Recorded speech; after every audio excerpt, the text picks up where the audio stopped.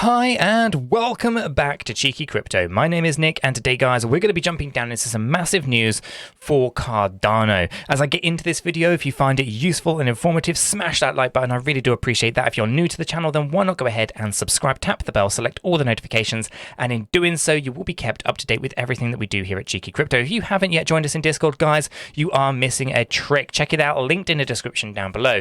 It is the first place that we go to notify you of everything that's going on in the crypto space. So keep a finger on the pulse of crypto by joining us down in Discord. Okay, guys, let's jump right down into this one. So what are we talking about today? Well, we're talking about how the 𝗕𝗪 Alliance announces, in fact, the third deployment of the 𝗕𝗪 stablecoin protocol as it makes a groundbreaking presence on the EVM compatible sidechain of Cardano. I'm probably going to murder the name, but I'm going to go with 𝗕𝗪𝗪𝗀𝗃. And now, according to the report, this is the first deployment of the main programming language for writing smart contracts for the Ethereum blockchain Solidity. The project seeks to expand to several other EVM-compatible blockchains and is said to be a huge step forward. So basically, for those who are unfamiliar, the 𝗕𝗪 stablecoin went live in January of 2023, and it has grown extensively. The team has also announced that they will be launching a new game soon, as well. This will be an NFT, a non-fungible token project called 𝗕𝗪𝗪𝗀𝗃, so that might be worth checking that out in the coming weeks and months as well. Now, the 𝗕𝗪𝗪𝗪𝗀𝗃 was launched in March of 2022 and enables the deployment of Ethereum dApps in the Cardano network. 𝗕𝗪 Alliance explained that the 𝗕𝗪 stablecoins are backed by crypto and will not be exposed to risks faced by entities managing fiat currency reserves. Okay, so there's a lot of things to kind of unpack in here. Obviously, 𝗕𝗪 stablecoin is a fantastic stablecoin that isn't going through that traditional stablecoin kind of protocols that you would normally see, backed one-to-one with dollars, for example, in reserves. It's crypto-backed, and it has, and I'm probably not going to do it justice in this video, so it's probably worth doing some more research if you're not familiar, but it has huge promise on the Cardano ecosystem as we start to bring in DeFi applications and the whole world of things that can come along with that. I do expect some interesting things with 𝗕𝗪 over the coming weeks and months, and as we kind of go through the rest of 2023, we're going to see a lot more integrations, we're going to see a lot more kind of going on, and this is important for several different reasons, but the main couple that really come and spring to mind are going to be all about the supply and the demand elements when it comes to liquidity pooling and how you'll find decentralized exchanges and DeFi applications working. So I do see that 𝗕𝗪 is going to be a major part of the Cardano ecosystem, specifically on the price appreciation of ADA and a few other Cardano-based native tokens as well. So I think this is one thing that you need to be doing research on if you're into Cardano. So the deployment of the 𝗕𝗪𝗪𝗪𝗀𝗃 is said to be based on version 0, Osiris, of the protocol. So Osiris enables reserve coins and stable coins to be sold back to the 𝗕𝗪 contract simultaneously and independently of the reserve ratio.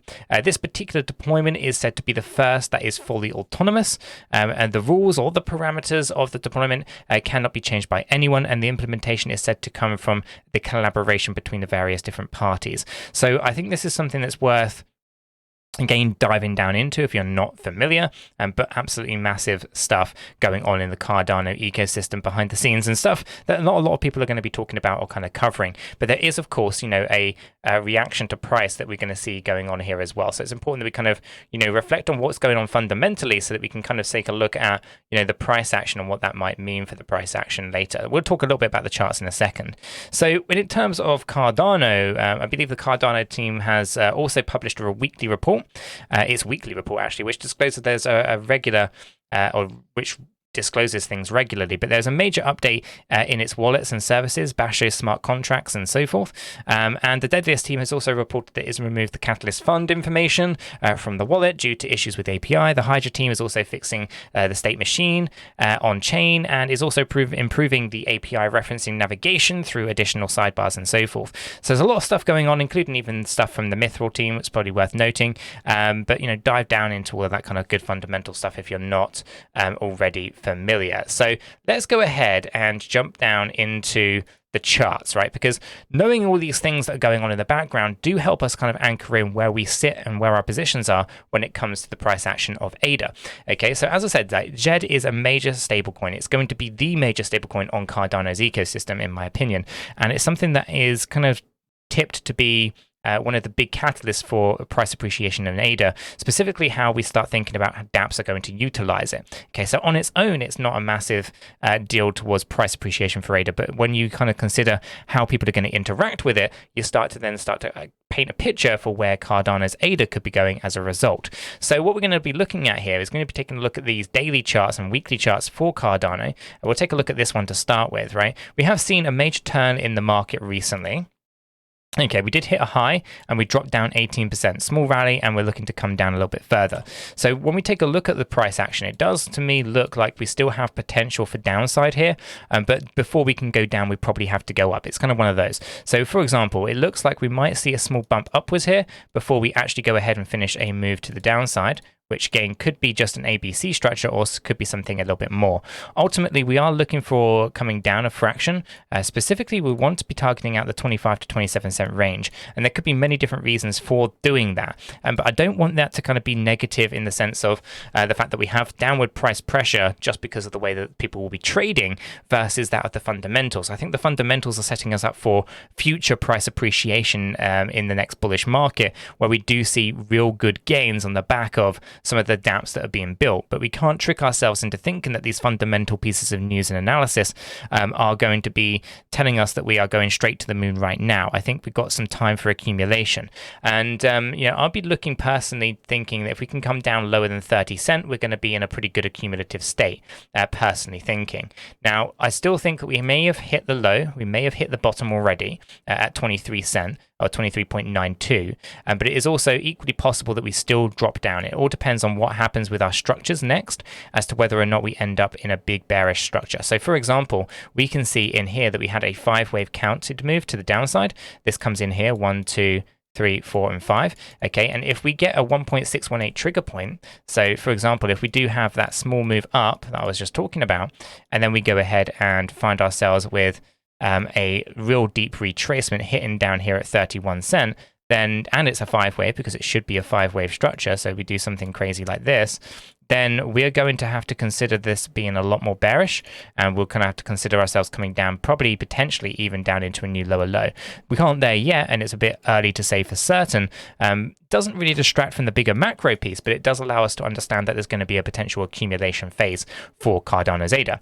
So when we take a look at smart money concepts, we do have a bearish change of character, but we are just retracing back down to equilibrium. This is pretty common.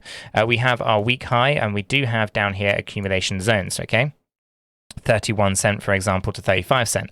So we do know that there's going to be pockets of accumulation occurring here, and we are still looking down at these fair value gaps, thinking there's potential to come down into those as well. Okay, so nothing's necessarily set in stone just yet. It really does depend on the structure. I don't think at this point in time we have the ability to move up into that kind of 52 cent range. Still technically is possible though, but I'm not sure we're going to fully appreciate or do that just yet, and we'll see how time progresses as to whether or not we do hit that. If we hit the 52, then I would suspect that we're probably going to have to come down a lot harder later. So it'll be interesting to kind of see how that unfolds. But for now, small bump up, move down towards these 30 ranges. If we have a ABC structure rather than impulsive structure in here, then I think we can probably talk about going up to 52 cent. If, however, we do hit that 1.618, as I just said, then we're probably going to be looking at major downturns in the market, taking us down deeper. So at least we kind of have an idea as to kind of what could unfold, depending on how these structures start to emerge and where they kind of reverse in places. So all in all, smart money concepts is actually agreeing with it kind of is agreeing with Elliott Wave theory to a degree that we should be expecting a bit of a move down and then a bit of a move to the upside afterwards. We can see the bullish movement here. This is okay. We won't break that unless we come down lower than 29 cent. So we're not necessarily looking to do that right now, but if we do, then we might actually have this as a fake out, a fake signal right here as a bullish change. Until then, we can come down into this buy range. That's okay, and it's not too much of a problem. From our macro views, we can, of course, see that if we were to drop down to 19 cent, that we can see pretty decent appreciation under a 3-wave corrective structure. This corrective structure has the ability to go up to high as 34, maybe even $116. I know that's insane. A lot of people would love to see that, but also don't fully understand how you'd get there. It'd be very, very difficult to get there, but it is possible technically speaking. And this is where the 𝗕𝗘 and DeFi and various different things building on Cardano could really help kind of push that. We spoke about this recently with 1,230 projects building on Cardano's ecosystem. And that's going to require, stable coins. It's going to require liquidity from ADA and things like that. We're going to see a shrinkage of the supply. And if the demand comes in, specifically if there's going to be users for 1,230 dApps, we're going to see a significant surge to the upside. The only question becomes, do we find resistance at $4.77? Do we find the resistance at $11? And are we going to break up to the 1-to-1 at 34.32 and potentially maybe overextend a fraction towards 116? Who knows? It's going to be interesting to kind of see how it all plays out. But I'm pretty, positive about the future of Cardano overall, and I do see ADA price appreciation going alongside that. Obviously, these things don't normally go tally hand in hand right away, so we need to be aware that although we have some really good fundamental things going on, such as 1,230 dApps being built on Cardano, we've got the EVM compatible 𝗕𝗘 now, and on side chains and things like that are going on. These are all great fundamental things that should drive price, but you don't expect to see it instantaneously. I think ultimately we're going to be waiting for demand to come in and shrinkage of supply. It's going to be a slow and gradual process. So overall, I'm still expecting a cumulative phase, at least a little bit, where we can kind of get back into ADA if we're out of it, or look to build bigger positions in ADA if we need to, and then look at price appreciation over the next few years. I think ultimately, though, it's very well positioned. I think it's definitely got the potential to be a very significant player in the crypto space. But let me know what your thoughts are down in the comments below. I'm going to leave this video right there. If you did find it useful and informative, smash that like button. I really do appreciate that. If you're new to the channel, then why not go ahead and subscribe, tap the bell, select all the notifications, and in doing so, you will be kept up to date with everything that we do here at Cheeky Crypto. Until the next one, though, guys, have a fantastic day. We are not financial advisors, and none of what we have communicated verbally or in writing here should be considered as financial advice. It is not. Do your own research before investing in any digital asset or affiliate offers, and understand that investing in any crypto is risky. If you do, you need to be prepared to lose your entire investment. This video is for information and entertainment purposes only. All our videos are strictly personal opinions. Please make sure you do your own research and never take our opinions for financial guidance. There are multiple strategies, and not all strategies fit all people. Our videos are not financial advice.